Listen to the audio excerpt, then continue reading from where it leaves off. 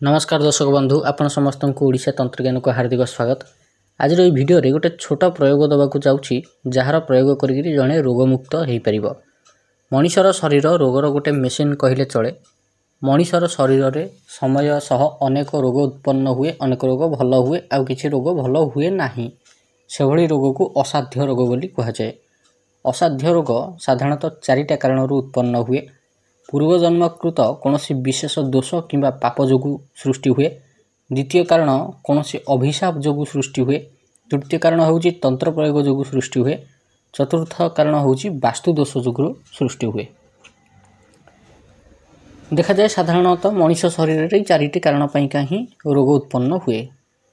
व्यक्ति भितर सबुठु बेसी ए जो जतक अछि कारण या भितर सबुठु बेसी भयंकर होउची अभिशाप, जार प्रभाव रे शरीर रे रोग उत्पन्न हुए ता बिल्कुल कमे नाही। अभिशाप द्वारा निर्मित रोग जीवन निये।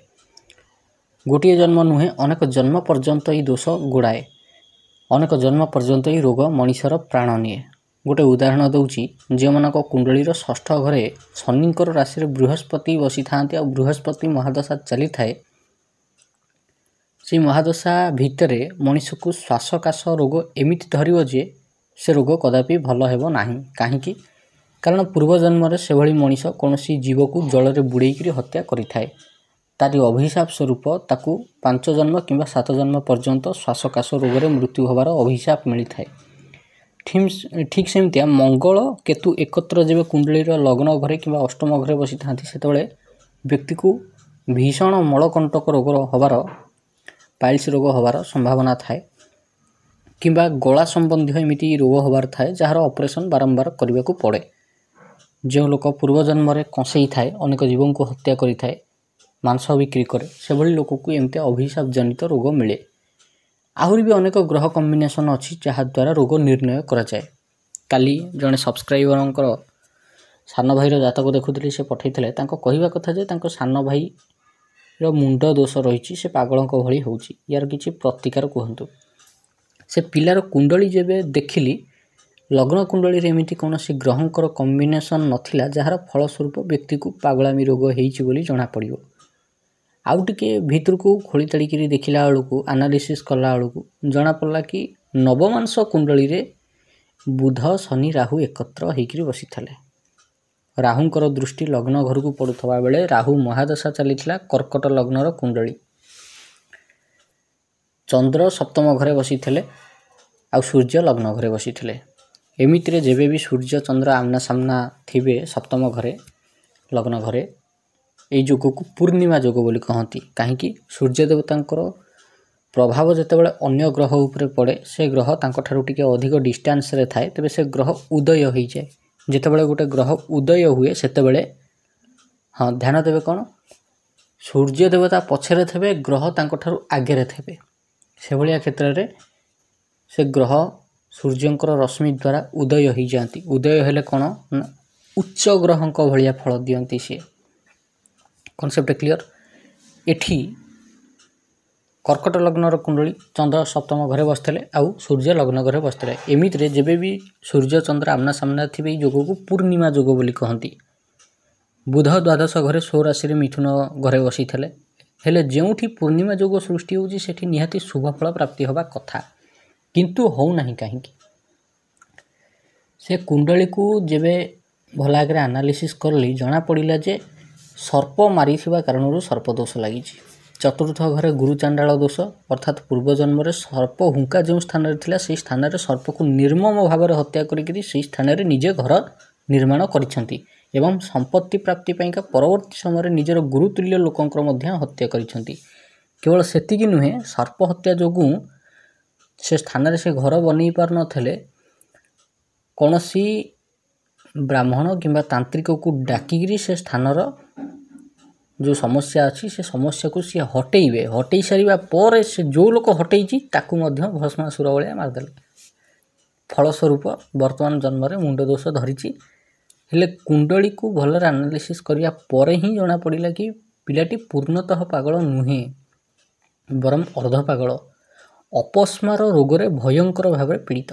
एणु ता पई किछि प्रतिकार मध्य दिया गला। एठी এই କଥାକୁ କହିବାର ଅର୍ଥ ଏଇଆ ଯେ କର୍ମ କେବେ ବି କାହାରିକୁ ଛାଡ଼େ ନାହିଁ। ଯେତେ ଜନ୍ମ ନେଲେ ସୁଦ୍ଧା ମଣିଷକୁ ଗୋଡ଼ାଏ ତା କର୍ମ। ତେବେ ବର୍ତ୍ତମାନ ଆମେ ଜାଣିବା ଯେ ସମସ୍ତ ପ୍ରକାର ରୋଗକୁ ମଣିଷ ନିଜେ କେମିତି ସାଧନା ମାଧ୍ୟମରେ ମୁକ୍ତ କରାଇ ପାରିବ, କେମିତି ନିଜେ ନିଜକୁ ରୋଗ କବଳରୁ ମୁକ୍ତ କରିପାରିବ। ଏଇ ଯେଉଁ ପ୍ରୟୋଗ, ଏ ପ୍ରୟୋଗ ପାଇଁକା 4ଟା ଜିନିଷ ଆବଶ୍ୟକ। କ'ଣ? ରୋଗ ନିବାରଣ ଯନ୍ତ୍ର, ନିବାରିଣୀ ମାଳା, ଧୂପ, ଦୀପ।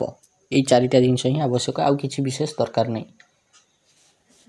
এই ପ୍ରୟୋଗ କେମିତି କରିବେ? ଅମାବାସ୍ୟା ରାତି ଯେବେ ପଡ଼ିବ, ଅମାବାସ୍ୟା ରାତିରେ ଦକ୍ଷିଣ ଦିଗକୁ ମୁହଁ କରିକି ବସିବେ। ଏଥିରେ ଯେକୌଣସି ରଙ୍ଗର ଆସନ ଏବଂ ଯେକୌଣସି ରଙ୍ଗର ବସ୍ତ୍ର ପିନ୍ଧିଲେ ଚଳିବ। ସାମ୍ନାରେ ଖଟୁଲି ଉପରେ ଗୋଟେ ପ୍ଲେଟ୍ ଉପରେ ରୋଗ ନିବାରିଣୀ ଯନ୍ତ୍ର ରଖିବେ। ଧୂପ ଦୀପ ଜଳେଇକିରି ନିବାରିଣୀ ମାଳାରେ ମନ୍ତ୍ର 36 ମାଳା ଜପ କରିବେ। ମନ୍ତ୍ରଟି କ'ଣ? ଛୋଟିଆ ମନ୍ତ୍ର, ବେଶୀ ବଡ଼ ମନ୍ତ୍ର ନୁହେଁ। ମନ୍ତ୍ରଟି ହେଉଛି ଓମ୍ କ୍ରିମ୍ କ୍ରିମ୍ ରୋଗାନ ସମୟ ଓମ୍ ଓମ୍ ଫଟ୍। ଇଏ ହେଲା ମନ୍ତ୍ର। ଓମ୍ କ୍ରିମ୍ କ୍ରିମ୍ ରୋଗାନ ସମୟ ଓମ୍ ଓମ୍ ଫଟ୍। ଇଏ ହେଲା ମନ୍ତ୍ର। ଏ ମନ୍ତ୍ରକୁ କେତେ ମାଳା ଜପ କରିବେ? 36 ମାଳା ଜପ କରିବେ।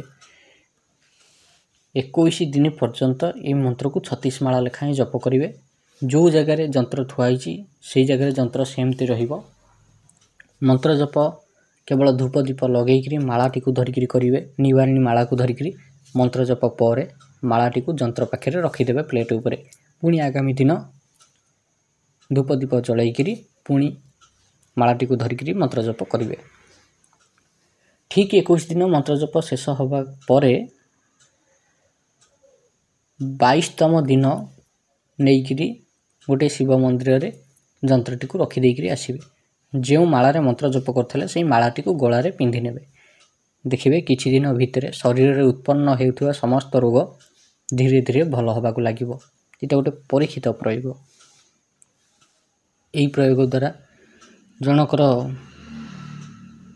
ଆସ୍ଥମା ରୋଗ ଭଲ ହୋଇଛି, ଜଣଙ୍କର କାଶ ରୋଗ ଭଲ ହୋଇଛି, ଆଉ ଜଣଙ୍କର ମଳକଣ୍ଟକ ରୋଗ ଭଲ ହୋଇଛି ଏହି ପ୍ରୟୋଗ ଦ୍ୱାରା। ଏଇଟା ପରୀକ୍ଷିତ ପ୍ରୟୋଗ। ଏଭଳିଆ ଗୁପ୍ତ ତାନ୍ତ୍ରିକ ବିଧିବିଧାନ ଜାଣିବା ପାଇଁ ଆପଣ ଆମ ଚ୍ୟାନେଲକୁ ନିହାତି ସବସ୍କ୍ରାଇବ୍ କରନ୍ତୁ। ଭିଡ଼ିଓଟି ଯଦି ଭଲ ଲାଗିଛି ଏଭଳି ଭିଡ଼ିଓ ଦେଖିବା ପାଇଁ ଆପଣ ଆମ ଚ୍ୟାନେଲ ଓଡ଼ିଶା ତନ୍ତ୍ରଜ୍ଞାନକୁ ସବସ୍କ୍ରାଇବ୍ କରନ୍ତୁ। ଧ୍ୟାନ ଦେବେ ଯେତେବେଳେ ନିଜ ଜୀବନରେ କୌଣସି ପ୍ରକାର ଏମିତି ଅସୁବିଧାରେ ଫସିଥିବେ ଯେଉଁଠୁ ବାହାରିବାର କୌଣସି ରାସ୍ତା ନଥିବ, ସେଠି ଜଣେ ଭଲ ଜ୍ୟୋତିଷକୁ ନିଜର ଜାତକ ଦେଖାଇବେ। ସେ ଜ୍ୟୋତିଷ ଯଦି ପ୍ରପର ତାନ୍ତ୍ରିକ ବିଧିରେ ଆଉ ବୈଦିକ ବିଧିରେ ଜାତକ ଦେଖିବା ବିଦ୍ୟା ଜାଣିଛି, ତେବେ ସିଏ ଆପଣଙ୍କୁ କହିଦେଇପାରିବ କି ଆପଣଙ୍କର ପୂର୍ବଜନ୍ମର କର୍ମ କ'ଣ ଥିଲା, ବର୍ତ୍ତମାନ ଜନ୍ମରେ କର୍ମ କ'ଣ ଅଛି, ଆଉ ବର୍ତ୍ତମାନ କେଉଁ କର୍ମ କଲେ ଆପଣଙ୍କର ଆଗକୁ ରାସ୍ତା ଖୋଲିଯିବ ତଥା ଆପଣଙ୍କ ସମସ୍ୟାର ସମାଧାନ ହୋଇପାରିବ। ଗୋଟେ ଭଲ ଜ୍ୟୋତିଷକୁ ଦେଖାଇବା ଉଚିତ। ତେବେ ଆଶା କରୁଛି ଆପଣଙ୍କୁ ଭିଡ଼ିଓଟି ଭଲ ଲାଗିଥିବ। ଆଜି ପାଇଁ ଭିଡ଼ିଓଟି ଏତିକି। ଭିଡ଼ିଓଟିକୁ ଶେଷ ପର୍ଯ୍ୟନ୍ତ ଦେଖିଥିବାରୁ ବହୁତ ବହୁତ ଧନ୍ୟବାଦ।